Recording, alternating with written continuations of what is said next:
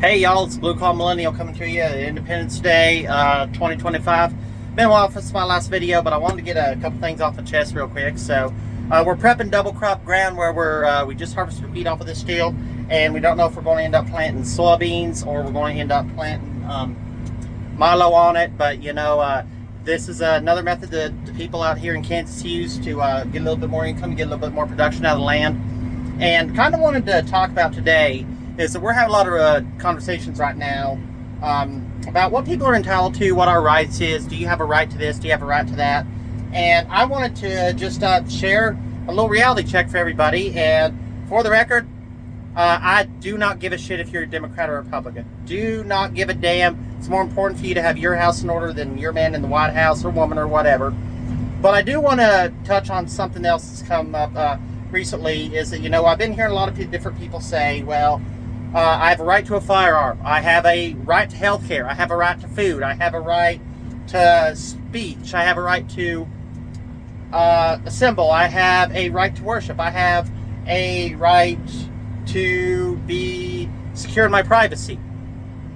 While yes, we are all born free, and yes, those are inalienable rights, as in self-evident, as Jefferson laid out to us. And granted, I'm no lawyer, so comment down below if any of y'all actually are, and tell me where I'm wrong from a legal sense, definitely. Also, anybody that hates me, put your comments down below, because it's really funny to watch the people that hate me get more downvotes than my videos get. So I take that with a badge of honor on that sense. But anything that somebody else has to provide for you is not a right. If somebody has to have the brow of their labor provided for you, you are not entitled to it. You are not given it.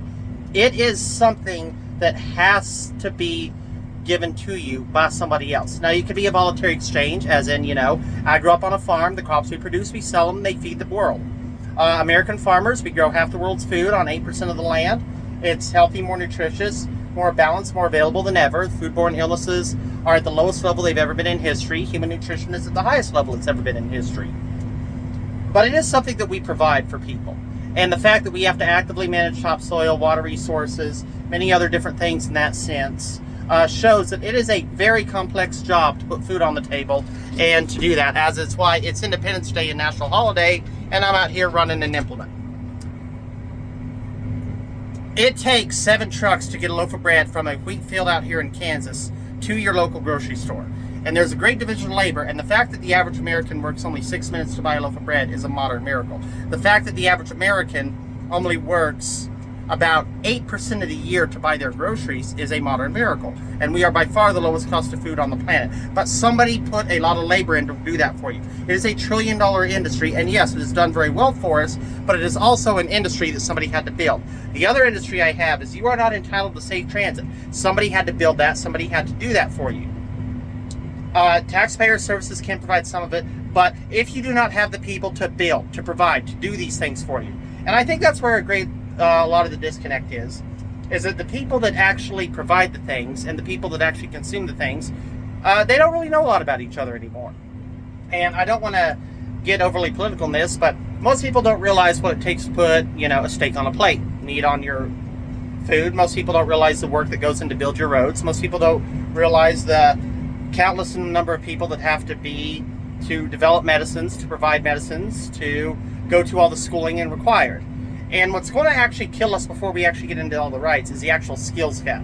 Talk to anybody in the agricultural industry, especially in the processing industry right now, and you're going to find a massive workforce shortage. I use paid vacation time to come out here to the farm when I'm not building buildings and roads and offices.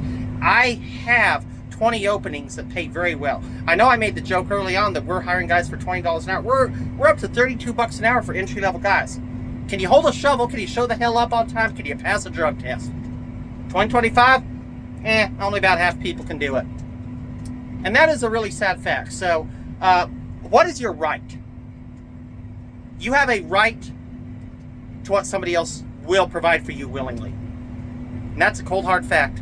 And if we don't have people that can provide it, that can build it, that can grow it, can make it, can manufacture it, can solve their way out of it, we don't have it. So, to everybody else out there, I know I'm not the only farmer working on Independence Day, or part-time farmer, I guess I'd say. And if it weren't for farmers, if it weren't for miners, loggers, truckers, all the people out there on the road, y'all would be starving, naked, sober, in the dark, cold, and wet.